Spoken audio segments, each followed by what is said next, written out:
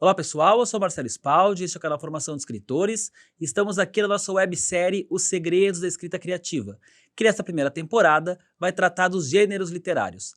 E o nosso gênero literário do dia é a crônica de viagem com o nosso convidado Ayrton Ortiz, um escritor de décadas de trabalho como editor, escritor, viajante. Ortiz, a maioria dos nossos alunos, professores te conhece, mas acho que vale se apresentar aí para o pessoal do canal que não conhece teu trabalho ainda.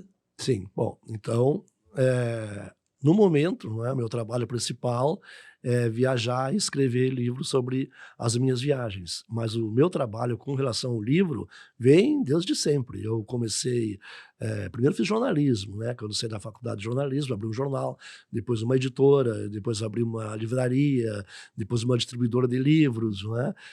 Fui presidente do Clube dos Escritores, fui da diretoria da Câmara Rio Grandense do Livro, enfim, todo o meu trabalho é em função do livro. Toda a transformação da indústria do livro tu viste acontecer, né? Nos anos Toda 80 teve ela. editora aqui no Sul. Sim, né, peguei o momento, em que acabaram as pequenas livrarias, as pequenas editoras e começaram as grandes redes de livrarias, as editoras começaram a se unirem, né, transformar em grandes grupos editoriais. Foi uma transformação, foi consequência do país como um todo, né.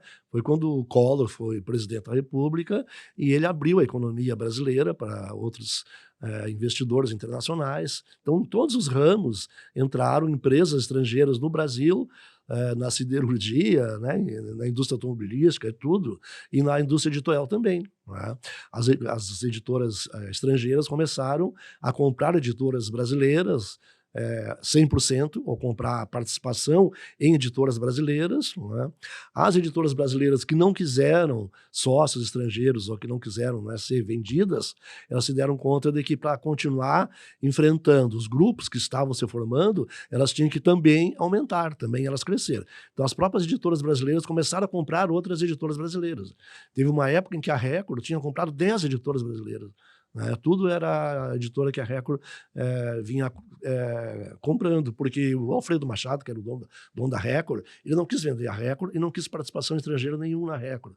E para enfrentar os grandes grupos, ele teve que comprar outras editoras. Comprou a Difel, comprou a José Olímpio, enfim, um Isso monte lá nos anos de 90. editoras, né? Isso lá nos anos 90. E Né? depois já mudou esse mercado 30 vezes, né? Hoje as pequenas Agora voltaram com força. voltou ao que era anteriormente, né?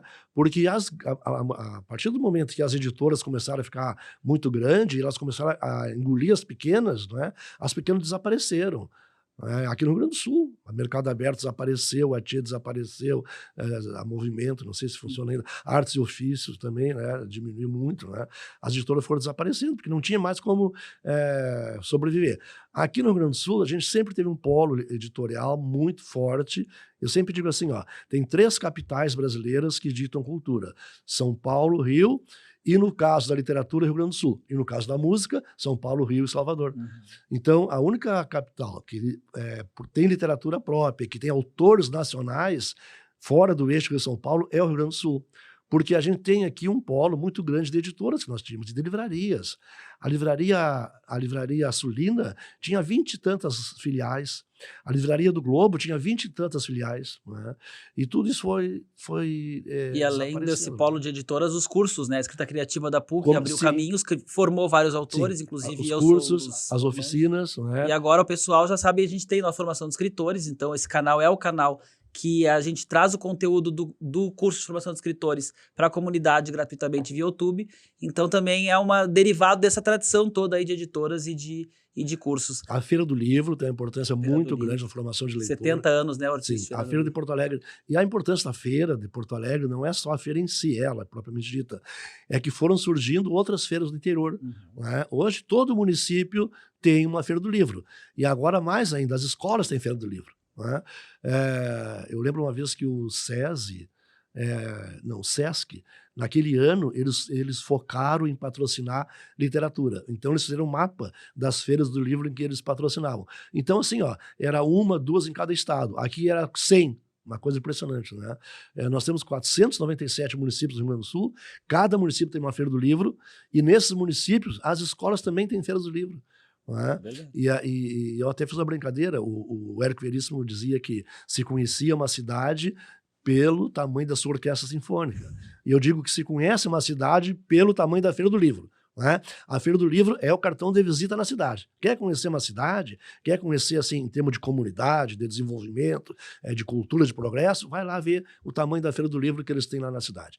Então as prefeituras do interior, elas têm uma competição, elas competem para ver qual município faz a melhor Feira do Livro. Né? E como aqui a gente tem assim há muito tempo, né, essa relação profissional do escritor com as feiras, essas feiras elas remuneram os escritores para ir lá. Então tem autor aqui no Rio Grande do Sul que ele vive disso, vive profissionalmente disso, né, de fazer palestra em feira, aí vem a feira na escola, que tu vai lá fazer palestra, tu é remunerado. Né, E compram quantidade de livros e compra boa. um livro e adota um livro. Né, então uma coisa vai alimentando a outra. A gente é uma realidade diferente que a gente tem aqui mesmo do resto do Brasil. Mas já está chegando, né? A gente já tem ouvido alunos e pessoas que circulam conosco no curso que a sua cidade montou uma feira, que o próprio aluno levou esse projeto para lá. Sim, porque vai esparramando. Isso. Ortiz, mas eu quero te trazer para as viagens, Ortiz, que a gente hoje, o nosso foco aqui são as crônicas de viagem, e o Ortiz teve uma virada aí na carreira, lá pelos anos 90, em que o editor Ortiz dá lugar ao autor Ortiz, e a história é muito bonita, a gente que aqui no Sul nasceu ouvindo falar do Ortiz, porque, bom, conta tu essa história, Ortiz, como é que foi essa virada e o primeiro livro que está aqui, a nova edição dele, né, As Aventuras no Topo da África, como é que foi essa virada para o viajante se tornar o escritor Ortiz? É muito em consequência de toda essa conjuntura que a gente acabou de falar. Né? Eu tinha uma editora em Porto Alegre, editora Tchê, né? Então nós publicávamos um livro e aí eu ia vender esse livro para a Sulina. A distribuidora Sulina tinha uma cota novidade com a Tchê de 500 exemplares. Todo livro que eu publicava, 500 exemplares, era para a Sulina. Já era uma cota novidade, era fixo. Chegava da gráfica, já faturava os 500 para a Sulina. Por quê? Ela tinha 25, 26 livrarias. Então aquilo se distribuía ali. Não é? A Globo também. Não é? E o que aconteceu? Quando as livrarias do Rio e São Paulo começaram a comprar as pequenas livrarias, e quando eu lançava um livro, eu queria vender o livro, eu tinha que ir em São Paulo vender. Tá? Eu ia na Siciliano, em São Paulo. A Siciliano tinha 50, 60 lojas, né? No país inteiro. Então, eu lançava um livro, eu tinha que pegar um avião, ir lá em São Paulo vender, porque as grandes redes que tinham filiais aqui não compravam aqui, elas compravam lá. Né? E aí tinha um outro problema, por exemplo, a rede Siciliano, né? Que foi a primeira grande rede, tinha 60 livrarias no país inteiro. Para tu entrar com um livro na rede, eles não compravam um livro só para filial de Porto Alegre. Eles compravam o livro se fosse entrar em toda a rede. Tá? O critério já muda também. Sim, muda o critério, porque nós tínhamos aqui um público específico e tínhamos autores específicos. Então, eu publicava um livro do Aparício Barrilo, né, Rapa de Tacho, que eu lançava na Feira do Livro de Porto Alegre, vendia 15 mil exemplares aqui no Rio Grande do Sul. Só que não entrava lá na rede, porque não interessava para quem morava lá na Bahia, no Maranhão, no Amazonas. Lá. Era uma literatura muito localizada nossa aqui, né? A nossa literatura regional aqui. Né? Então, diminuiu muito o mercado da editora, né? Tinha muita dificuldade para vender um livro. Tanto é que eu lancei uma outra marca, não é? A marca Ortiz, e comecei a publicar livros de administração, para poder romper teve esse meio do caminho. essa barreira né? E fazer para vender lá em cima. Né? Mas só que aí chegou no momento assim, ou eu vendia a Tchê, a editora, para um grande grupo de São Paulo, e eu tinha livraria, né? Eu tinha distribuidora, né? Tudo isso aí. Né? E foi encolhendo muito o mercado para nós aqui. Né? Chegou no momento que eu achei que não era mais vantagem. Até eu fiz uma frase uma vez que foi sucesso por aí, que eu dizia que naquela época uma editora era uma usina, era mover uma usina para acender uma única lâmpada. Então, o trabalho que a gente fazia era muito grande, o retorno era muito pequeno. Né? Eu sabia que não ia dar certo aquilo, que mais cedo ou mais tarde isso não ia dar certo, né? Como não deu. Né? As grandes redes de livraria acabaram, faliram todo, as pequenas livrarias voltaram, independentes. Né? Aquela concentração de super editoras acabou também. Né? Agora voltaram as editoras. Né? Então, aqui no Rio Grande do Sul, hoje nós estamos vivendo de novo um boom da literatura no Rio Grande do Sul, que é o surgimento de uma quantidade enorme de livrarias, o surgimento de uma quantidade enorme de editoras, né? E, como consequência, né, aumenta a quantidade de leitor e tem que ter quem escreva para esse público todo.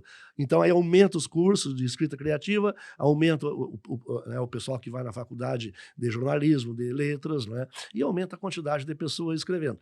Então, quando eu peguei lá, no sentido contrário, o mercado se fechando, né, eu pensei, eu vou fechar a editora e vou fazer outra coisa. Só que nunca me passou pela cabeça fazer outra coisa que não tivesse relação com o livro, Uhum. né?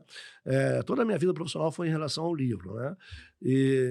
Então eu pensei assim, bom, então agora eu vou escrever, né? Alguns autores meus disseram assim, pô, eu publiquei 1000 títulos, a editora te lançou 1000 títulos, né? Nós vendemos em 10, 12 anos 10 milhões de exemplares de livro de autores gaúchos, né? E aí meus autores, né, diziam assim para mim, agora tu aprendeu a escrever com a gente, agora tu vai escrever também, né? E aí eu uni as 3 coisas que eu mais gosto de fazer na vida, né? Agora já tem uma quarta, né? Que era viajar, ler e escrever, né? E no tempo da Qual é a editora, quarta? Vou ter que te a perguntar. quarta agora é tomar vinho. Tá bem. Também combina com todo o resto, tá bom. Tá? Tomar vinhos, coisa boa. Então, aí, enquanto eu fui editor, eu viajei muito, eu participei das feiras do livro no mundo inteiro, não é? E peguei mais ainda o gosto pela viagem, né? De uma certa forma, eu voltei ao meu projeto original, lá em Cachoeira, na minha mocidade, quando eu decidi ser jornalista. Porque eu decidi ser jornalista para viajar pelo mundo, né? Eu sou da geração AM, a minha formação foi no rádio, né? Não foi na televisão, né? Minha formação foi no rádio. Não é que eu seja muito velho, é que eu fui precoce, né? Então, a minha formação, eu sou no tempo das grandes reportagens do rádio, né? E aquilo despertou a minha curiosidade em viajar pelo mundo. E eu decidi que eu ia ser jornalista, que era uma maneira que eu tinha de viajar pelo mundo, com alguém pagando para eu viajar, né? Então, Naquela época, claro. naquela época, né? Então, mas até hoje, né? Hoje o pessoal paga mais para difícil, viajar, né? né? Então, eu decidi retornar ao meu projeto original, né? Não tinha me afastado muito, né? Mas resolvi retornar raiz mesmo, né? Daí começar a viajar e escrever sobre as viagens, né? Eu tinha experiência como viajante, conhecia quase já o mundo inteiro, né? Mas aí como editor, é um pouco diferente, né? E eu tinha experiência já com o ramo do livro, né? Eu lancei, se eu lancei 1000 livros, devo ter lido 10.000 Claro. originais, né? Que cada 10 originais que a gente lê, a editora aprovava um, né? E eu lia todos os originais que nós publicávamos, né? Então eu tinha essa experiência. Já conhecia um pouco do mercado, né? E pensei, bom, agora então vou viajar e vou fazer um livro. E aí aconteceu uma coisa importante, né? Que tipo de livro de viagem eu vou escrever? Porque isso é muito amplo, né? A literatura de viagem, né? Aí eu pensei assim, bom, eu vou fazer um livro sobre Nova York, que é uma cidade que eu conheço muito bem, já tinha ido muito a Nova York, porque naquela época a gente viajava para qualquer lugar do mundo via Nova York, né? As companhias aéreas, elas tinham concorrência muito grande, então as empresas americanas, as companhias aéreas americanas, tu comprava passagem, São Paulo, Londres, pela Varig, voava direto, né? A companhia aérea americana não podia fazer esse voo, ela tinha que voar dos Estados Unidos para outros países. Então eles vendiam São Paulo, Nova York, Londres, pelo mesmo preço que a Varig vendia São Paulo, Londres. Então a gente aprendeu essa manha e aí começava a fazer viagens sempre via Estados Unidos. Era uma cidade que eu conhecia muito Nova York. Aí veio, né, a minha experiência como, né, Isso pequeno lá nos anos empresário. 90. Sim, anos 90, né? Aí veio a minha experiência como empresário. Eu pensei, puxa vida, né? Livros sobre Nova York tem muitos, muitos, muitos, muitos. Vai ser mais um só. Eu tenho que escrever, né, sobre uma viagem, primeiro que não tenha livro no Brasil, assim, né? Que quem quiser ler sobre aquela viagem só vai ter o meu, né? Não vou disputar lá com um monte de livro lá, né? Então, eu vou para a África, fazer um livro sobre a África, né? Que é um continente fantástico e pouco conhecido aqui, né? Mas para onde? Para a África, né? Aí entrou a minha experiência de leitor, né? De ler Hemingway, que é meu autor preferido, né? Aí eu li um livro do Hemingway, depois vi o filme, né? As Neves do Kilimanjaro, aquilo me impressionou. Eu disse assim, eu vou escalar o Kilimanjaro, né? A minha experiência assim, de esportes radicais era pequena. Era de atravessar os cânions aqui, tá em Bezinho ali, né? Mas nunca chegar perto de uma montanha de 6.000 metros de altitude, né? Mas eu fui, né? Peguei uma mochila e fui, né, para a África lá, né? E até chegar no final da viagem, até chegar no topo da montanha mesmo, eu consegui chegar, e poucos conseguem chegar na primeira tentativa, e eu consegui chegar, né? Então aí eu tinha um case na mão, né? Tinha Falando uma como história. empresário, né? Tinha uma história lá com início, meio e fim, e com um final feliz, né? Eu cheguei no cume da montanha, né? E até chegar lá foram muitas peripécias pelo interior da África. Eu desci em Joanesburgo, eu fui assaltado em Joanesburgo, eu fui preso na fronteira da África do Sul com Moçambique, né? Até chegar lá, fiz um safari. Então realmente deu, né? Foi uma viagem de aventura fantástica, como eu nunca tinha feito antes, uma viagem assim, né? Muito forçado. Eu cheguei em Joanesburgo, Joanesburgo e me assaltaram, roubaram tudo que eu tinha lá, né? Fiquei sem dinheiro. Imagina, tu chegar na África e ficar sem dinheiro lá. E tive que sobreviver sem dinheiro até conseguir, né, recuperar um cartão de crédito adicional. Isso gerou uma história cheia de aventura mesmo, né? E eu sempre gostei, né? Já era meu perfil, né? E o livro, na hora de escrever o livro, né? Então eu pensei assim, bom, que tipo de texto eu vou construir, né? Agora já entrando no nosso assunto propriamente dito, né? Porque normalmente livro de viagem, tá? O cara escreve sobre ele mesmo. Aí eu fui em tal lugar, comi tal coisa, não sei o que, não sei o que lá, né? Mas aí entra o jornalismo, né? O jornalista que tinha de formação, né? Não vou fazer um livro de viagem falando sobre mim, né? Eu vou falar sobre os lugares em que eu vou visitar. Vou falar sobre os lugares que eu vou visitar, né? Vou contextualizar a minha história, né? Por quê? Porque aí eu levo o leitor junto. A gente sabe, o repórter, quando ele vai, a gente vê muito assim na televisão, né? Por que o repórter de televisão ele vai falar do futebol, ele fala dentro do estádio. O cara vai falar lá sobre o incêndio, ele fala da frente do incêndio. O repórter está no lugar que o leitor Claro, gostaria de sim, estar. está no lugar que o Essa é a leitor função do repórter. ele leva o leitor para lá, né? Ele leva a pessoa para lá, né? Então eu pensei, eu vou levar o meu leitor para esses lugares onde eu estou. Então eu tenho que contextualizar a história, né? Tudo bem. Mas também não vou fazer uma descrição simplesmente, né, dos lugares onde eu estou lá. Ah, isso aqui é um edifício, foi construído no ano tal, essa montanha tem tantos metros de altitude ali. Porque isso o cara tem na internet. Tá? Tem na internet, né? E aí vem a experiência da literatura. Porque literatura, tá? Ela só é literatura se ela emocionar o leitor. Se não emocionar, não é literatura. Tem que emocionar, tá? Pode ser qualquer coisa, mas tu não emocionar o leitor, tu não tá fazendo literatura, fazendo qualquer coisa, né? Então como é que eu vou emocionar o cara lá, né? Através, eu vou ter que achar uma forma de passar o meu emocional pro leitor, né? E criar, e também quando eu vou descrever a realidade onde eu tô, eu não vou contar o que está na internet, né? Por exemplo, lá o Kilimanjaro, né? O Kilimanjaro, se eu for lá na internet, tá escrito lá, ele é um vulcão, tá? Há 10 milhões de anos, havia 3 vulcões daquele lugar pertinho, eles foram expelindo lava e acabaram os 3 se unindo e criando uma grande montanha. Então, né, do ponto de vista geológico, eu podia contar a história do Kilimanjaro do ponto de vista geológico. Mas isso o cara busca na internet, né? Então, como é que eu contei? É uma história linda. A tribo que mora na encosta do Kilimanjaro, tá? A tribo que mora na encosta ali, tem o Kilimanjaro, que é um vulcão, tá? Que ele tem um cone quase perfeito, né? Com neve em cima, e ali perto tem um outro vulcão, que a última erupção dele, ele destruiu um lado da cratera. Então ele ficou muito feio. O topo dele é serrilhado. É uma coisa assim muito feia, né? Então o pessoal ali da tribo que mora no entorno, como é que eles contam a história do Kilimanjaro, né? É que o Mauenzi, que é esse outro vulcão, apagou o fogo dele, porque ele se extinguiu antes do Kilimanjaro. O Kilimanjaro ainda estava em erupção. Aí o Mauenzi foi lá pedir emprestado o fogo do Kilimanjaro. O Kilimanjaro emprestou o fogo dele, né, para o vulcão Mauenzi, que estava ali perto, acender de novo lá o topo dele que tinha apagado. Aí o Mauenzi, quando voltou, ele deixou apagar o fogo no caminho. Ele voltou, pediu de novo o fogo emprestado. O Kilimanjaro emprestou o fogo, o Mauenzi voltou lá para acender a cratera dele. Quando ele chegou lá perto, ele deixou apagar o fogo de novo. Aí voltou, pediu de novo. Aí o Kilimanjaro encheu o saco, né, ficou brabo, pegou e deu umas marretadas no Mauenzi, e ele ficou com a borda toda desbeiçada. Então, por isso que o Mauenzi é assim, desbeiçado, e o Kilimanjaro é um cone perfeitinho ali, que ainda ele não está extinto, ele está em compasso de espera, vamos dizer assim, né? Ele ainda sai assim, uma fumacinha lá, quando ele chega no cume do Kilimanjaro, tu vê que lá sai uma fumacinha, né, e cheiro de enxofre ainda, né? Ele é um vulcão adormecido, ele pode entrar em erupção a qualquer hora lá, né?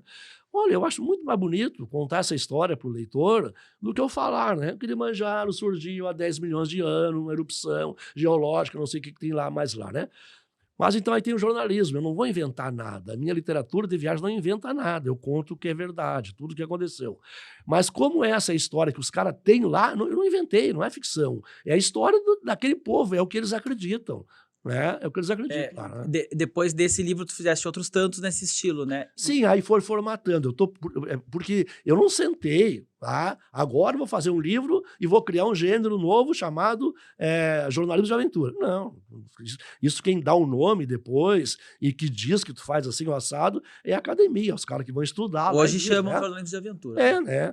Isso aí os estudantes de jornalismo que estudaram os meus livros e chegaram à conclusão que eu construí um gênero, né, diferenciado do padrão do jornalismo e do padrão do livro de viagem convencional.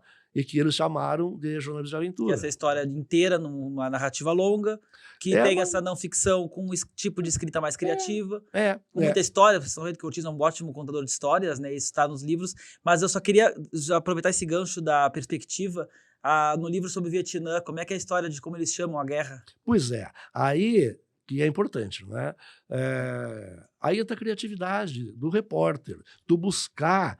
Não é? A gente, quando olha e vê algo, tu vê o que está na frente dos teus olhos. Né? O repórter, ele tem uma preocupação em ver além do que está na frente dos olhos dele. Né?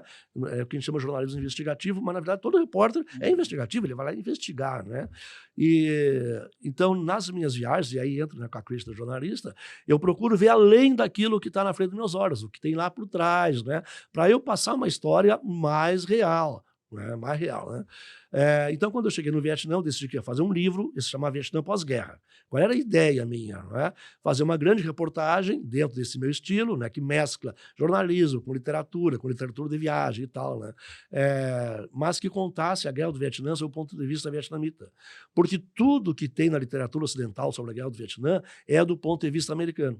Os próprios repórteres brasileiros que cobriram a Guerra do Vietnã, durante a Guerra do Vietnã, eles iam só até as bases americanas. E quando eles iam no front, eles iam levados pelos americanos. Né? Então, eu queria contar o outro lado da história lá. Né? E foi impressionante que 50 anos depois ninguém tinha feito isso. Né? Isso é uma coisa importante, né? Também originalidade. Tu não pode fazer o óbvio, né? Tem que fazer um pouco diferente. Né? Tu tem que ter um olhar diferenciado sobre as coisas para tu escrever com mais intensidade, para tu escrever uma coisa mais bonita, né? Mais legal. Aí eu cheguei lá, a primeira coisa que eu faço, claro, cheguei em Hanoi, fui na Universidade de Hanoi, fui na Biblioteca Central e perguntei para a moça onde é que ficava o setor dos livros que falavam sobre a Guerra do Vietnã, que eu queria fazer um livro e queria começar a pesquisa por ali. Né? E ela disse que nunca tinha ouvido falar em Guerra do Vietnã. Né? Disse, como a Guerra do Vietnã? Não sabe, eu estava 10 anos aqui, né? A Guerra do Vietnã e tal. Não tem Guerra do Vietnã aqui, não tem nada sobre a Guerra do Vietnã. Mas não tem um setor? Não. Mas não tem um livro? Não. Mas como não tem, né? Vocês lutaram contra os americanos. Ah, o senhor está falando da Guerra Americana? Não, tem um andar inteiro sobre a Guerra Americana. Então, foi o primeiro choque que eu tive, né? E aquilo ali, claro, tu tá ali, tu é escritor, tu é jornalista, já é uma história para tu contar. E aí tu já vê que tu realmente não pode ir assim, né? No tudo que parece que é, porque muita coisa que parece que é não é, né? Então, a primeira coisa que eu descobri, né? Em se tratando de uma guerra, até o nome da guerra muda, dependendo do lado que a conta. Então, para nós, aqui no Ocidente, é a Guerra do Vietnã, para cá, a Guerra do Vietnã para lá, né? Para eles é a Guerra Americana. E a terceira história, vou fechar as 3 histórias do Ortiz, eu já conheço as histórias do Ortiz, pessoal, e eu já posso ir direto na história que é a do cheiro, que tu fedia. Onde é que tu fedia? Tibete. Eu fui para o Tibete, eu queria fazer um livro, tá? Porque a cultura popular, ela é muito consequência da concepção religiosa que aquele povo tem. Né? Eu não me interesso por religião, não escrevo sobre religião, mas escrevo sobre cultura popular, porque eu escrevo sobre a cultura dos povos para onde eu vou. Né? E por que essa coleção aí, a Record lançou com o nome de Viagens Radicais? Né? Porque eu busco sempre escrever sobre aqueles lugares que ainda mantêm uma cultura própria, original, nativa, que preservam lá a identidade deles lá, não é? E esses lugares que conseguem manter essa cultura deles ainda mais protegida principalmente porque são lugares de difícil acesso. Então, eu indo em lugar para contar uma história de uma cultura que ainda se mantém preservada, que mantém suas raízes, que ainda não foi contaminada pela globalização, eu acabo tendo que ir em lugares de difícil acesso. Isso acaba, no final, gerando uma história de aventura, porque não é fácil tu ir nesses lugares, né? Então, tu vê que tudo isso é consequência da estrada. Tu vai viajando e tu vai descobrindo coisas, tu vai vendo, vai aprendendo. Isso aí tudo vai acabando, no final, sendo, não é, as ferramentas com as quais tu vai construindo a tua literatura. Não é? Por isso que tem aquela frase, né? Toda vez que a inspiração bateu na minha porta, me encontrou trabalhando, né? Trabalhando, né? A pessoa que acha que ele vai sentar e vai baixar uma inspiração e vai escrever uma obra maravilhosa está completamente enganado, né? A não ser que ele faça, como é que se diz mesmo? Que os espíritas fazem. Psicografado. Psicografado, né? A gente não vai. Mas aí o cara não é autor, né? A gente não vai dar essa polêmica, a gente vai seguir na das viadas. O Tibete aí tem uma relação, né? Então, aí eu queria contar a história da cultura tibetana, tá? Que é uma cultura maravilhosa, né? Por quê? Por causa do lamaísmo, que é o budismo tibetano. O lamaísmo é uma mescla do budismo tradicional com as religiões que havia lá naquela região, né? Quando o budismo foi levado da Índia para lá, né? Então eles criaram uma cultura única no mundo. O Tibete é um dos países que tem uma cultura única no mundo, né? Porque a mescla do budismo com as religiões que eles tinham lá, não é? É mais ou menos como se mesclasse assim, o nosso catolicismo aqui com as religiões indígenas que nós tínhamos aqui antes, né? E o Tibete é um país, né, já por conta da própria religião, totalmente vegetariano, né? Os caras não comem carne animal, mas de jeito nenhum, né? Que na concepção do budismo tibetano, qualquer ser humano, quando morre, ele pode reencarnar em qualquer animal. Pode até voltar como uma formiga, uma coisa assim, né? Então eles não comem carne de jeito nenhum lá, né? Então tu imagina um país inteiro que não come carne. Uma coisa é tu chegar num lugar, tem 5 que não come carne, mas tem 40 que come. O que fede, o que cheira ali é quem come carne, né? Então eu, carnívoro, né? Isso, gaúcho, né? E super carnívoro, cheguei lá, né? E no começo, eles não se aproximavam de mim, lá, os tibetanos, né? E até fiquei bem intrigado aquilo, né? Mas eu imaginei que é porque eu era muito diferente, né? Eu tinha barba, né? Eles chegavam os mais desinibidos, me atacavam na rua, pegavam na minha barba e puxavam para ver se era verdade, senão era uma máscara, né? Mas aquilo foi passando, cara, eles não se aproximavam de mim. Até que um dia eu tinha um lá que eu fiz mais amizade com ele, tinha mais intimidade com ele, perguntei, né? Aí ele falou: não, o pessoal que não se aproxima do senhor é muito fedorento, o senhor fede muito, né? Como eu fedo? Toma banho todos os dias. Eu tomo banho todos os dias. Tem tibetano que nasce, cresce e morre sem tomar banho. Porque é muito frio lá, cara, né? Eles vivem a 4.000 metros de altitude. Aquilo lá é gelo o tempo inteiro, e terra lá, e a temperatura média lá é, sei lá, 5 graus, aí no máximo 10 graus no verão, né? Então tem gente que não toma banho nunca. E como é que eu sou fedorento, né? E aí eles disseram assim: não, o senhor fede a carniça. Né? Claro, a gente transpira o que a gente come. Quem come muito alho, né, transpira alho, né? E quando eu conto essa história, principalmente nas escolas, as crianças acham assim meio incrédulo, né? Eu digo assim: quem tem cachorro em casa, tá? Dá ração pro cachorro. Ele é bem cheirosinho, né? Começa a dar carne pro teu cachorrinho que tu tem dentro de casa. Né? Ele vai ficar num fedor insuportável, castiga. Então, claro, eu comia carne e eu fedia muito. A questão do ponto de vista, né? Que acho que viajar também tem muito disso. Não, viajar é exatamente isso, tá? Viajar é em busca daquilo que só tem naquele lugar. Então, assim, eu não vou lá para o Tibete para comer bife com batatinha frita. Né? Então, quando a gente viaja, é em busca daquilo que só tem lá naquele lugar. E quanto mais diferente for o lugar, mais rica é a viagem, porque maior é o estranhamento. Né? Mais vai mexer contigo. E é uma coisa muito importante, que eu sempre digo assim: a viagem exterior, ela é, na verdade, um pretexto para a viagem que realmente interessa, que é a viagem interior, aquela que desencadeia na tua mente. Porque a grande viagem que interessa é a viagem mental que tu constrói. Então, se eu entrar em contato com uma realidade muito diferente da minha, quanto mais diferente da minha for a realidade para onde eu vou, maior é o estranhamento que isso vai provocar na minha mente e melhor, né, vai ser a viagem interior que eu vou construir aqui na minha mente. E é essa viagem interior que vai para o papel, tá? Porque aí eu vou fazer o quê? Eu não vou descrever. Tá? Eu vejo lá uma tribo lá subindo a montanha. Tá? Eu posso descrever a tribo subindo a montanha, não tem problema. Não é? É um tipo de jornalismo. Mas não é o que eu faço. O que eu faço é o que provoca em mim chegar lá na África e ver uma tribo escalando uma montanha. Né? Ou seja, isso é que enriquece a viagem. Isso que eu acho que é uma das coisas que os meus livros têm de diferente. O Afonso Comando Santana fez uma matéria, 2 páginas, no tempo que tinha o Jornal do Brasil, dizendo que eu reinventei a literatura de viagens no Brasil. Exatamente por causa disso. Não é? Eu conto muito mais o que a viagem provoca em mim, tá, do que a viagem propriamente dita. Mas é uma fronteira difícil que tu não te coloca como protagonista, né? Não é contando os episódios, não. Como tu provoca em ti daquela narrativa que tu está construindo. Dentro daquele contexto e Porque assim, ó, aquela coisa, né? Quer contar, quer contar a tua aldeia, se tu contar a tua aldeia, tu conta o mundo, Canta tua né? aldeia se quiser ser global, né? Eu Ortiz, já o tenho uma Ortiz frase foi. diferente, eu acho que essa É, frase não está muito boa não, né. A minha frase eu farei diferente, eu faria assim, ó, porque a aldeia muda, né. O uhum. que que não muda, independente do lugar que tu esteja? O aldeão. Eu escreveria assim, ó: "Queres contar a história conta a história do aldeão, estás contando a história da humanidade", né.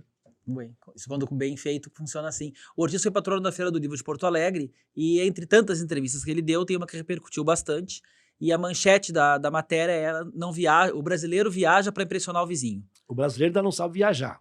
O brasileiro não sabe viajar, ele viaja para impressionar o vizinho. E eu acho fantástica a ideia porque pelo que vem por trás dessa frase, a frase é provocativa, né? Claro, tá. Então, o que que é viajar? Aí o repórter perguntou para mim, né. Então o que que é viajar, né? Viajar é tu ir em busca daquilo que só tem naquele lugar. Então tu tem que viajar para lugares diferentes, para lugares estranhos, e não para lugares que te dê status. Então, assim, o brasileiro pensa assim, né, tu fala para um colega teu: "Ah, eu vou de férias para Nova York", o cara fica impressionado. Vou para Paris, o cara fica impressionado: "Pô, tá podendo, hein". Aí tu fala assim: "Olha, eu vou de férias para Bolívia", né. Aí o teu vizinho pensa assim: "Puxa, o cara deve estar na miséria, né, vai para Bolívia ali". Cara, a Bolívia tem 37 línguas oficiais. Só por isso já valeria a pena conhecer a Bolívia. A Bolívia é um dos lugares mais bonitos do mundo, tá. A Bolívia e o Peru. O Peru porque tem uma história fantástica, né, uma história fantástica, né. Mas a Bolívia, vamos pegar a Bolívia, né, que é um país nosso aqui que a gente tem, assim, um olhar preconceituoso que a gente tem para a Bolívia, né, é um horror, mas né. Isso tem que acabar. E uma vez eu dei uma entrevista numa rádio e falei que eu ia para Bolívia e o outro cara disse assim pra mim: "Ah, não, eu tô fora, desse eu tô fora, né". Cara, o altiplano boliviano é um dos lugares mais bonitos do mundo. Tem montanhas lá, assim, eles têm muito minério, então tem montanhas coloridíssimas, né, umas coisas assim. Tem na Bolívia um lugar, um deserto chamado Uyuni, é um deserto de sal. Imagina uma planície, tem 200 quilômetros de largura por 80 de comprimento, mas aquela planície coberta de sal, sal mesmo. Aquilo era um lago que secou e ficou o sal no fundo. E tem metros e metros e metros de sal.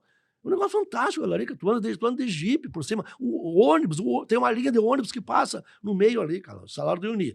Só para conhecer aquilo ali, já vale a pena tu ir lá na Bolívia, lá então, né? Então assim, agora o brasileiro dá viagem para impressionar o vizinho. Ele faz a viagem que o vizinho gostaria de ir, né? Até o Veríssimo fez uma crônica uma vez há muito tempo, ele disse assim que ele inventa os personagens surreais, né? Tinha um cara que ele tirava férias, tá? E ele se trancava em casa e mandava cartão postal para os colegas de trabalho, de Nova York, de Londres, de Paris, todo ano, né? Ele mandava cartão postal como se ele estivesse lá naquele lugar e todos ficavam impressionados. Na verdade, ficar em casa, ele não saía de casa, Não sai de casa. ficar trancado dentro de casa, né? Ortiz, mas em algum momento tu fizeste essas viagens que foram os jornalismo de aventura e mudaste o gênero para os livros de crônicas. É, crônica propriamente dito, né. Que, na verdade, tudo é crônica, né, Marcelo, de uma forma assim, né, de uma forma bem, popular, vamos dizer assim, tudo é crônica, né. Claro, tem o gênero crônica é uma coisa, É, né, os a gente primeiros vai textos entrar eram lá, mais né. narrativos, eles É, eram narrativas, é, textos longos, é, né, é, encadeados. é, Esses é, livros novos, além de focar numa cidade, não mais numa viagem específica, eles são textos mais curtos que funcionam sim, independente. sim. Por quê? Tudo tem um porquê, não é, nada é por acaso, né, na vida da gente, né. Primeiro, eu estava fazendo a coleção Viagens Radicais, eram grandes travessias, né. Então, eu cruzei a América do Sul, do Pacífico ao Atlântico, por dentro da floresta amazônica, saí de Lima, no Peru, cheguei em Belém do Pará. O livro do Vietnã foi uma travessia, o livro do Egito, uma travessia. Então, eu fiz 10 livros sobre 10 grandes travessias, não é. Era uma reportagem, uma longa reportagem com as características específicas, né, desse gênero aí, né. Mas era uma história linear, tá, com começo, meio e fim, tudo ali era uma história só, de uma travessia, né. Tá bom. E aí fiz 10 livros dali, né. Aí eu pensei: "Não, agora eu vou fazer um livro, quero fazer sobre cidades", tá. Mas um livro sobre cidade não vai ser, assim, uma sequência, vou fazer uma reportagem sobre uma cidade, como é que eu vou falar sobre uma cidade? Então pensei: "Bom, eu vou pegar lugares interessantes na cidade, né, praças, museus, até uma história de alguém, então são histórias, isoladas, Uhum. não vai ser uma história só, né, mas então tem que mudar o gênero, não vai ser mais uma reportagem sobre a viagem inteira, né, eu vou contar pequenas histórias sobre pequenos lugares na cidade. Qual é o gênero mais apropriado para isso? A crônica. A crônica, né? Até porque a crônica me permite eu ser mais literário, né? Eu podia fazer micro-reportagens também ali, né? Mas aí ia ser difícil, numa reportagem de 4, 5 páginas, usando a técnica da reportagem, eu emocionar o leitor. Né? E com a crônica eu consigo emocionar o leitor porque ela me permite uma linguagem mais elaborada, mais sofisticada, mais literária. Né? Então, até eu fiz uma regrinha assim, ó, que é bem simples, serve para mim como referência. Né? O jornalismo, tá? O jornalismo informa, ele tem que ser preciso, ele tem que informar. Né? Os meus livros de jornalismo radicais, eles informam. Tá? A crônica já é uma linguagem mais sofisticada, mais literária, né? A crônica, ela sugere. Então, na crônica, eu vou sugerindo uma história e o leitor vai concluindo. O romance, vamos dizer assim, né, que já é literatura 100%, é uma linguagem mais literária, bem mais sofisticada. Não é? Então, o romance insinua uma história. Né? Então, na reportagem, eu vou informando para o leitor o que tem naquela história ali. Na crônica, eu vou sugerindo para o leitor, eu deixo mais espaço para o leitor participar da história que eu estou escrevendo. Tá? E no romance, eu vou insinuando uma história. Deixo muito, muito mais espaço para o leitor participar. Ou seja, uma coisa muito mais literária, muito mais artística. Né? E o exemplo que eu dou. Na reportagem, eu digo assim, ó, o almoço custou R$50. Estou informando. R$50 é R$50, aqui em qualquer lugar do Brasil. Né? Em qualquer época, não deixa espaço para o leitor ficar divagando sobre os R$50. Na crônica, eu vou botar assim, ó, o almoço custou caro. Ou seja, cada leitor vai dar um preço para aquele almoço ali. Ele vai estar participando da história que ele está lendo. Tá? No romance, que é uma linguagem mais sofisticada, muito mais literária, muito mais artística, eu vou escrever assim, ó, ele não ganhava o suficiente para almoçar todos os dias. Pum, aí o leitor já constrói toda uma história em cima desse cara. Né? E é o que eu digo assim, ó, o leitor, hoje em dia, ninguém mais quer ser passivo. Por que as redes sociais estão tirando a audiência da televisão? Né? O Jornal Nacional, ele se diminuiu um pouquinho mais lá, a audiência não paga nem a maquiagem do Boni. Né? Mas o Jornal Nacional não perdia a audiência para o Jornal da Record, da SBT, perdeu a audiência para a internet. Por quê? Na internet tinha interatividade. Eu fui num casamento outro dia e fiquei espantado. Né? O padre casou lá, primeiro fiquei espantado, falei que casou, casar já é uma coisa que provoca espanto. Né? Mas, na hora, o padre fez o sermão dele e colocou a palavra à disposição de quem quisesse falar. Aí, esse testemunha pegou o microfone, cada uma falou, ele colocou a palavra à disposição dos caras que estavam lá assistindo o casamento, né? Uns 4, 5 subiram lá, pegaram o microfone e falaram. Aí eu pensei, a conclusão que eu cheguei daquilo ali, né? Ninguém mais quer ser passivo, as pessoas querem participar. Mas é que no show, a pessoa paga caro para ir no show e ela canta mais alto que o canto. Quer participar, né? Então eu pensei assim, ó, eu tenho que escrever, tá, de forma que o meu leitor transite por dentro da minha história. Ele não pode mais ser passivo. Né? E eu vi uma experiência que eu tive em Nova York, eu fui no Museu de Arte Moderna, em Nova York, aí eu entrei no museu, tá? Na sala principal do museu, que tem aquela entrada do saguão ali, tinha uma exposição, que era fotografia 3x4, uma parede inteira, só de fotografia 3x4. Né? Aí eu olhei aquilo ali, a primeira coisa que tu pensa, assim, né? A gente, né? A primeira coisa que a gente pensa é assim, puxa, mas isso aí é arte? Quem é que diz que isso aí é arte, né? Isso aí uma hora. Mas aí eu pensei assim, puxa vida, né? Eu estou no principal museu de arte moderna do mundo. Eu estou na principal sala do principal museu de arte moderna do mundo.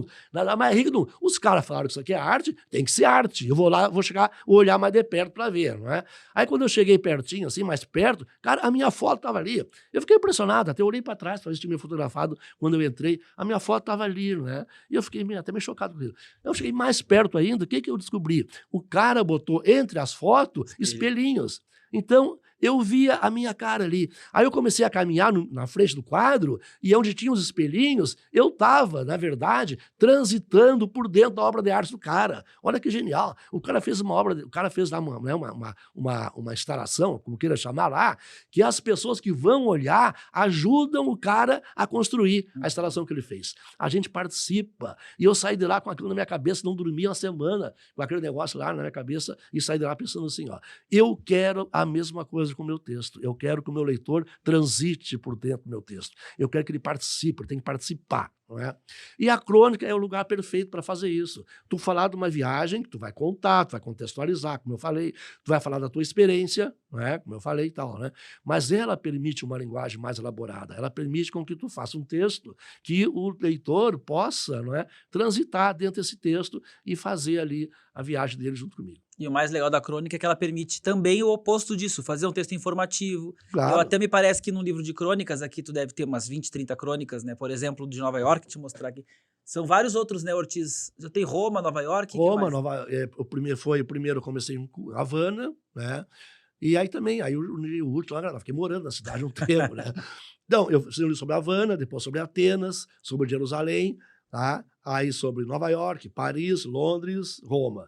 São 7 que tem sobre essas 7 cidades aí, né? Que o mundo tem 3 capitais, né? Nova York, Paris e Londres. O resto é subúrbio, né? 7 dessas cidades é subúrbio, né? Mas aí tem... Então, cara, tá? Eu tenho que escrever sobre as 3 capitais do mundo, tá? Que é Londres, Paris e Nova York, né? E eu brincando de que o resto é subúrbio. Tá, mas eu tenho que escrever sobre outras cidades também, né? Mas tem que ter cidade que tem um perfil próprio. Então eu vou para Havana. Havana é uma cidade fantástica, é um perfil próprio. O centro histórico de Havana tem 600 e tantas construções, prédios, que são patrimônio da humanidade. Aquilo é um museu aberto. Nossa, fantástico, né?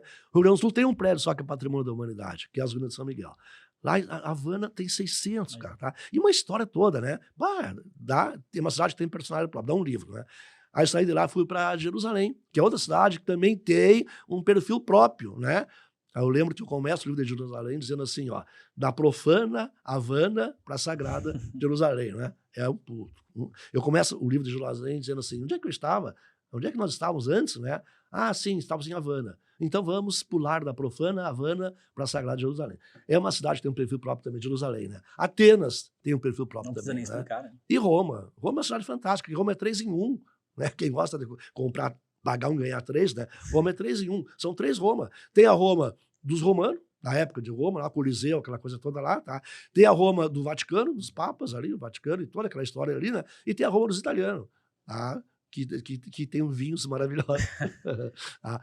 Então, Roma é uma cidade 3 em 1. São 3 civilizações, 3 culturas, cara, no mesmo lugar, assim. Tu caminha 10 metros, tu sai de uma Civilização para outra ali, né? E Também a próxima cidade? é um lugar fantástico ali, né? Pois eu queria fazer sobre São Petersburgo, tá? Que eu tive em São Petersburgo, me apaixonei por São Petersburgo, foi a capital imperial do grande império russo, né?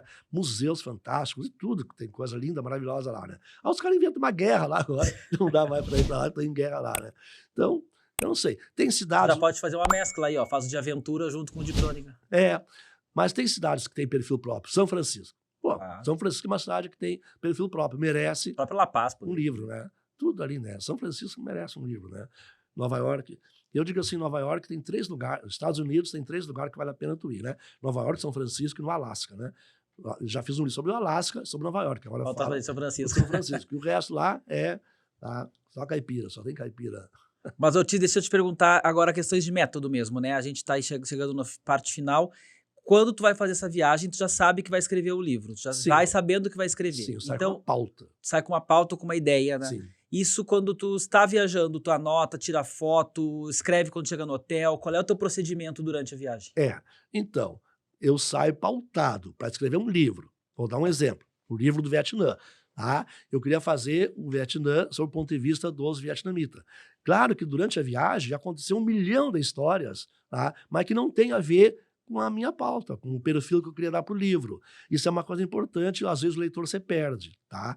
É a mesma coisa que a crônica. Se tu vai fazer uma crônica sobre o Central Park, é sobre o Central Park. Não enfia outras histórias no meio, né? Como a crônica, ela né, tradicionalmente é um texto menor, tu tem pouco espaço, então tu tem que escolher os lugares sobre os quais tu quer falar, e tu tem que focar naquele lugar ali. Vou falar sobre o Central Park, vou falar sobre o Central Park. Não vou botar junto a morte do John Lennon, que foi no lado. Então eu faço uma outra crônica sobre a morte do John Lennon, tá? Aí eu faço uma outra crônica sobre o não sei o que lá, né? Então isso é muito importante, né? Bom, então, eu saio para fazer um livro. Isso é importante. Então, eu vou em busca de experiência. Eu tenho que me expor.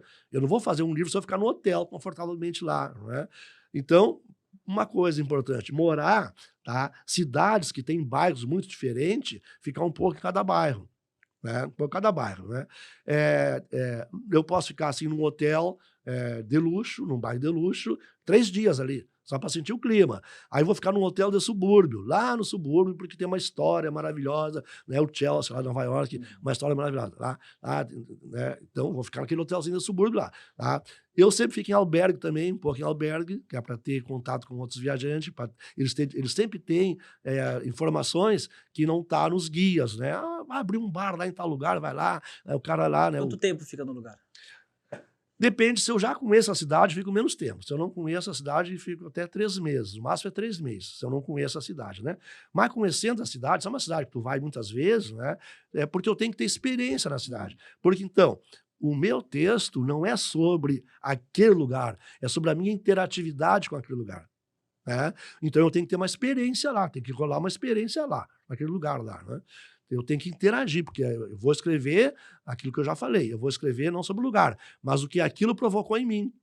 E à medida que eu vou contando a história do lugar que eu estou vendo lá, eu vou também descrevendo o que aquilo provocou em mim, que é para eu ir passando emoção para o leitor, né? Então tem que ter tempo necessário para... Mas tu escreve quando volta para a cidade Não, ou lá mesmo tu já eu escreve? escrevo na hora, tá? Eu vou anotando as coisas que acontecem, um caderninho aqui, vou anotando, tá? Porque assim, ó, numa viagem como essa, as coisas se repetem muito. Uhum. Então, se tu vai deixar para escrever na volta, tu já não sabe que dia que aconteceu aquilo, que lugar que aconteceu aquilo. Então, pelo menos no final do dia, agora eu já faço isso só no final do dia, porque já tenho bastante experiência, né? Então, no final do dia, uma página, eu anoto ali as coisas mais importantes que aconteceram naquele dia. Porque quando eu for escrever o livro, tá, eu vou ter lá 300 páginas anotadas, eu vou escolher as 30 mais interessantes, né? Mas ali eu sei que dia foi, tal coisa aconteceu em tal lugar. Eu encontro um cara lá tocando uma música do John Lennon, né? E lá no Central Park, tá? E se eu não anotar na hora ali, quando eu for fazer o livro, já não lembro. Ah, mas aquela música foi no Central Park ou foi lá... E tu não te dá a liberdade poética de não foi no Central Park, mas aí aconteceu no Central Park? Não, não, porque aí é o meu compromisso do jornalista, tá? Eu escrevo sobre coisas que aconteceu. Isso é muito comum, né? Às vezes as pessoas me perguntavam, né, do tal jornalismo grunge, né, que tu mistura não ficção com a ficção, né? Mas não, eu só conto o que realmente aconteceu, tá? Por quê? Porque a ficção, eu tenho livro de ficção também, né? Então vou fazer lá na ficção, né? Porque assim, ó, as coisas que vão acontecendo, tá? A gente tem uma imaginação muito fértil, eu tenho uma imaginação muito fértil, né? Então qualquer coisa é gatilho. Eu costumo dizer assim, ó, eu vou lá disparar, agora para usar um termo que está muito na moda, os gatilhos, né? Então eu vou lá no Central Park, vou sentar lá e vou esperar que um gatilho me provoque alguma coisa ali, né? Aí daqui a pouco passa lá um cabeludo lá e tal, aí eu me lembro, isso aqui era na época dos hippies, o cara começou aqui e tal, coisa lá. Então tem que ter uma coisa que provoque... Isso é uma forma que tu faz de fato? Sim. Às vezes tu acorda naquele dia, tu sabe que tem que fazer uma crônica sobre Nova York, não sabe qual. Não sabe? Aí tu senta num banco de... Senta e fica esperando que alguma coisa aconteça que te provoque, né? Tem que acontecer alguma coisa que provoque a minha imaginação, né? Uma vez eu estava em Nova York, sentado na praça lá, né? E aí chegou um senhor com o New York Times, sentou no meu lado, leu o jornal, né? E eu fiquei ali, estava distraído. E ele, na hora de ir embora, ele pegou e me deu o jornal, já tinha lido, né? Se é outro, pega e bota no lixo. Olhar para casa para botar no lixo, né? Ele pegou e perguntou, me deu o jornal. Eu comecei a ler o jornal e tinha uma notinha lá embaixo que eles tinham mapeado o DNA completo dos humanos, né? E aquilo ali permitia rastrear a origem dos humanos lá na África até se espalhar pelo mundo inteiro, né? A partir daquilo ali, eu decidi fazer meu livro Na Trilha da Humanidade. Então, fiz uma viagem, depois, uma volta ao mundo, escrevi um livro contando a origem dos humanos e a expansão deles pelo universo, né? A partir daquela notícia lá naquela notícia que deu lá, eu pensei, isso aqui dá uma baita notícia, né? E tu chega a fotografar também ou não? Fotografo muito, muito, muito, muito, muito. Eu tenho 100 mil fotos do mundo inteiro, né? No começo, eu fazia umas fotos mais pretensamente artísticas, porque era com máquina, aquela coisa toda, né? Eu tinha que olhar ali, bater um filme, uma foto bem batida, né? Chegava em casa, tu ia revelar e ia ver que saiu ruim a foto, né? Agora o celular, né? Não tem problema. Mas eu fotografo, não como fotógrafo, para fazer exposição, apesar que eu já publiquei um livro de fotografia, né? Mas me ajuda na hora de escrever. Pois Tá? é. É o É uma principal. recomendação, né? Sim, e uma coisa curiosa, assim, né? Quem não é do meio até às vezes acha meio estranho, né? Às vezes eu não vejo algo na hora, algum detalhe, e eu vou me dar conta em casa olhando a foto. Olhando a foto, né? Por quê? Porque a foto pega detalhes que na hora, às vezes, ali tu não vê, né? Tira uma foto de uma catedral. Foda, vamos falar sobre a Catedral de Lima, no Peru, uma história fantástica, né? Aí eu vou pegar as fotos da catedral para ver os detalhes arquitetônicos e tal ali, aí tem uma pomba lá em cima da cabeça do cardeal, que é o cara que mandou fazer a catedral, né? Eu, na hora não me dei conta. Puxa, eu posso começar a história por ali. Né? Posso começar a minha história por ali. A Né? descrição é muito importante. Né? E uma dificuldade de escrever crônicas, ainda mais se colocando dentro da crônica, é a adjetivação, o excesso de adjetivo. Como é que tu lida com esses adjetivos no texto? Isso é uma coisa assim, ó. Aí já é, né, técnica de construção de frase, né? Eu costumo dizer assim, eu tiro tudo, tá? Eu tiro tudo que é exagero, tá? Tiro tudo é exagero, tá? Não tem uma coisa muito boa, tem uma coisa boa. Tá? Porque o adjetivo ele acaba tirando a força da palavra principal. Se eu digo assim, tomei um vinho bom, tá? O que chamou a atenção? Bom. Se eu tomei um vinho muito bom, o que chamou a atenção? Muito, não é o bom. Tá? Então, eu tiro os exageros tudo. Tá? Eu dou um exemplo sempre assim, o cara vai no repórter, né, de rádio, né? Tinha 50.100 pessoas no estádio. É muita gente. Aí ele falou assim, ó, tinha pouco mais de 50.000 pessoas no estádio.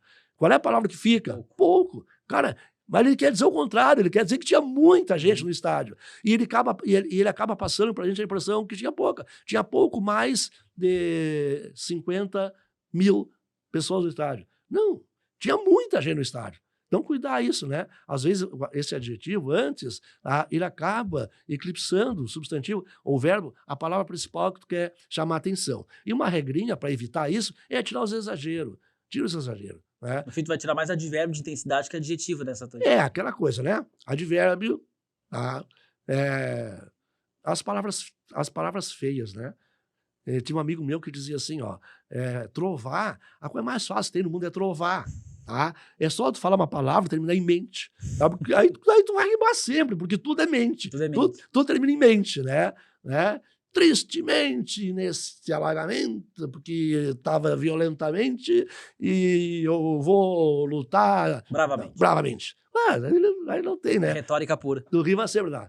Então, esses truques, né, que tem, mas aí já aí eu já falo assim, ó,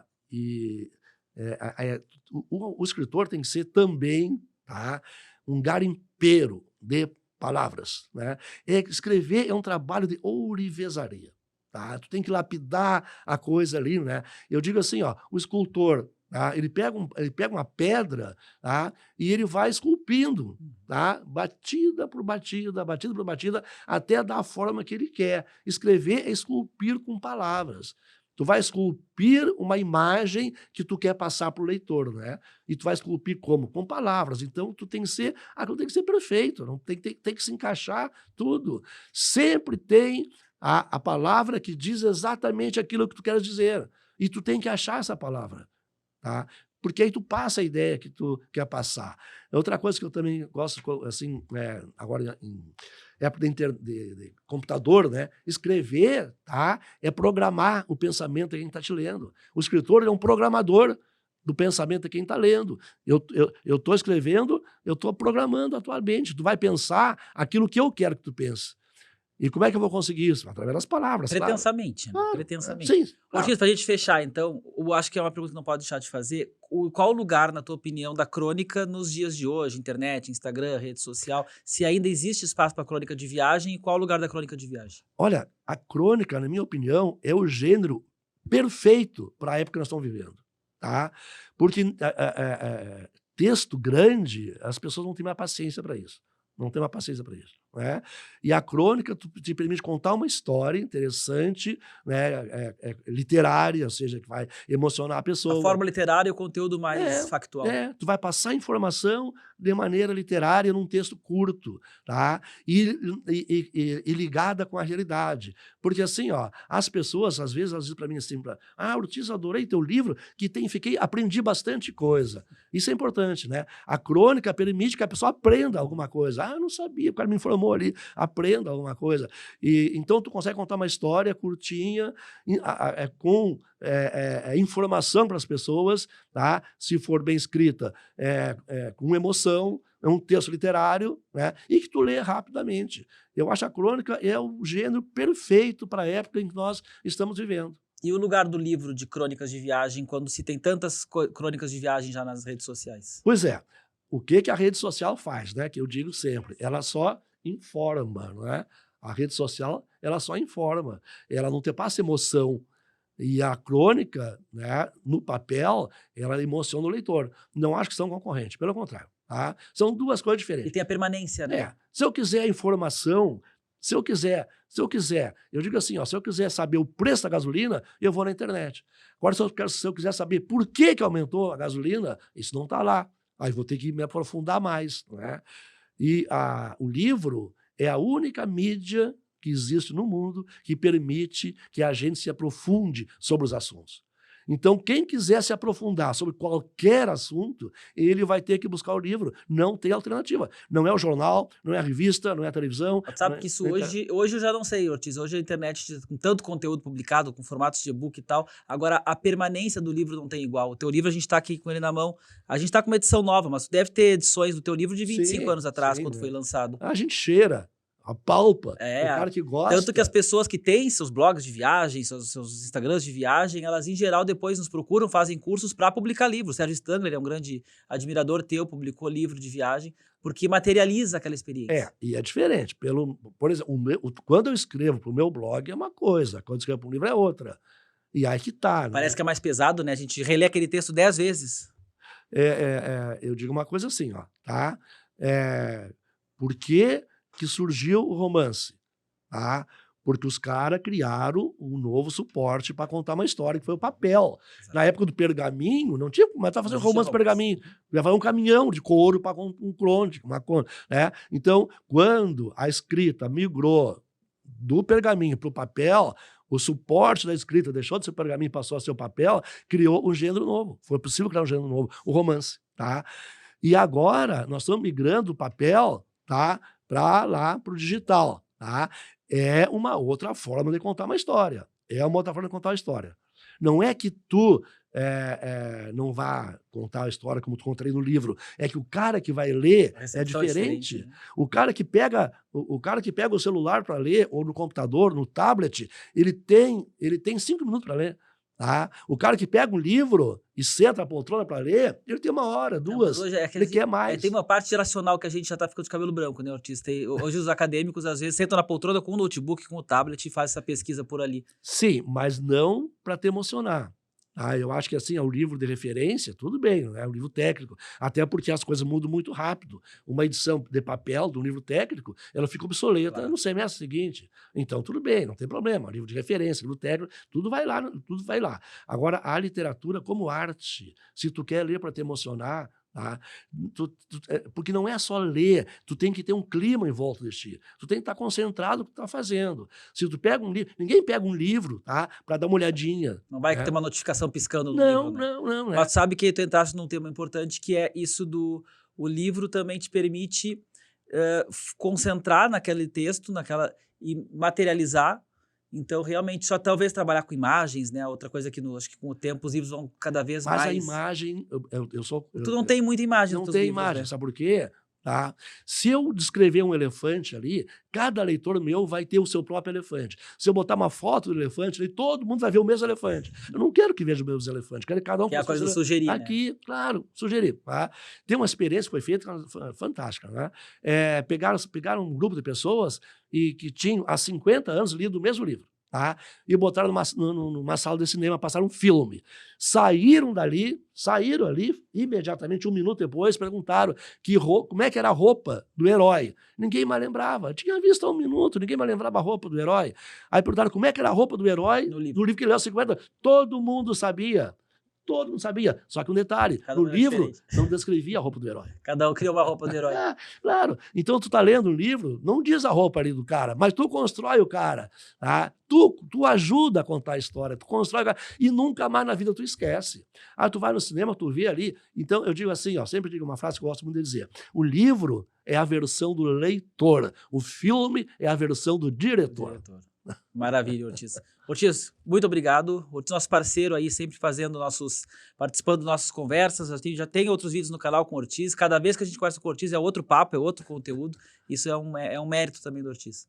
Tá bom, falar de livro, de literatura, de viagem, você pode me convidar sempre. E o próximo livro, então, é esse da... O próximo livro é uma coisa, assim, diferente, tá? Eu estou escrevendo um livro que vai se chamar 60. São 60 pequenas reportagens, mescla de reportagem e crônica, tá?